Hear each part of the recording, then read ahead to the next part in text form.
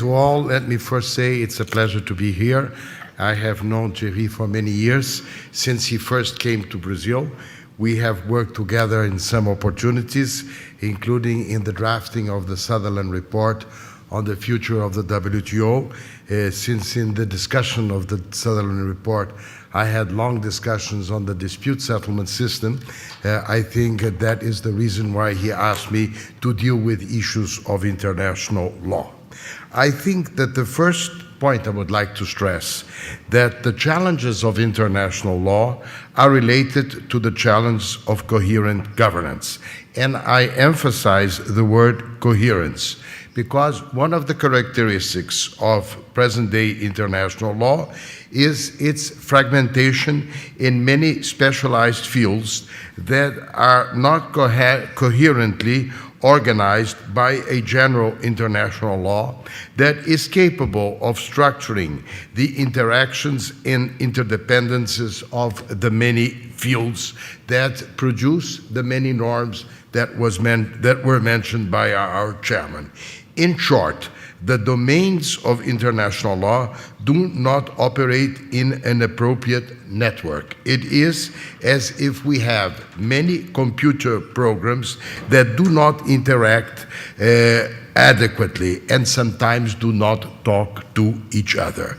You can see that even in the issues of translation. The WTO has 3 official languages, English, French, and Spanish. Most of the negotiations are done in English. Most of the dispute settlement issues and disputes are carried in English. The language carries with it its culture, and therefore, obviously, common law characteristics are more present in the international dispute system that were previously perceived when the Uruguay round came to the conclusion. The reasons for the complexity of the international agenda and the diplomatic challenge of shaping a global system is related to discovering shared interests in spite of the asymmetries of power and the heterogeneity of values. So I will reorganize this agenda to explain why international law has become fragmented. One of the items of the present international agenda is related to the politics of identity and recognition. What Octavio Paz, the distinguished Mexican poet, mentioned, the sublevation of particularisms.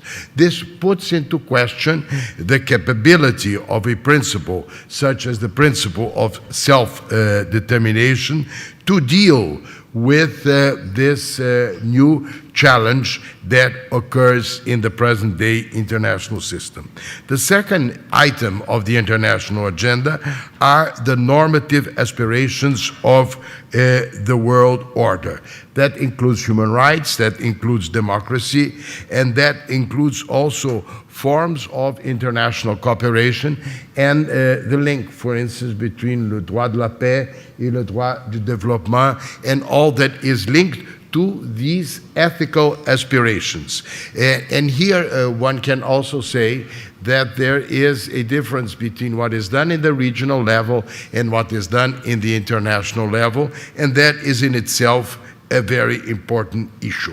The only point I would like to make is that all those that deal with international human rights would like to have an extensive interpretation of international human rights. While if you are dealing, for instance, with the dispute settlement system, the idea is that you should have a very strict interpretation. So you have 2 modes of interpretation. That is one aspect of the problem I am mentioning. Obviously, the third item is related to war and peace, to the issues of security that we have mentioned.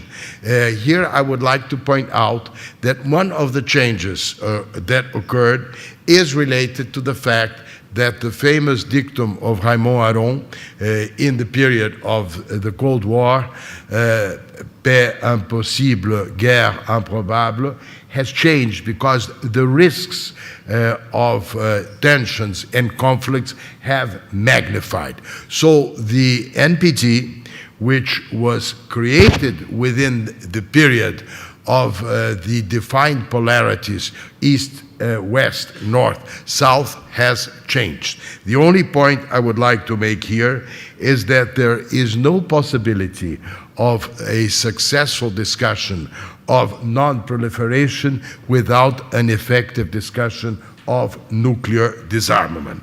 I think there is an awareness that, as Aaron also mentioned, that we should think of a world free of nuclear weapons. Kissinger's famous article, together with Perry and others, the President Obama's speech in Prague, and the recent resolution of the Security Council show that there is still there is a carryover from the 20th century to the 21st century of a overkill possibility. And that is by itself something that must be mentioned. I will only observe here that there is obviously a need for collective security, but there is an enormous difficulty to have a shared view of what is a threat to security and to collective security. The fourth item I would like to mention are those that we have been discussing to a great extent: trade, economic, finance, G20, G7, G8, and obviously the management of risks. No? And you have risks that are both those that are related to politics and to security, and those that are related to the economy. I find it difficult to think of appropriate models to discuss these many issues. I think one of the important changes in international law has been the dispute settlement system of the WTO, because it has created an enormous body of jurisprudence, and it is trying to deal with many issues. Obviously, those that are interested in environment, in labor laws, in human rights, would like to have the dispute settlement system of the WTO dealing with these issues. Finally, the fifth item which I would like to mention is obviously environment and sustainable development. I think the Rio conference was in itself an important development. It was the first global conference after the end of the Cold War and the end of the Berlin Wall.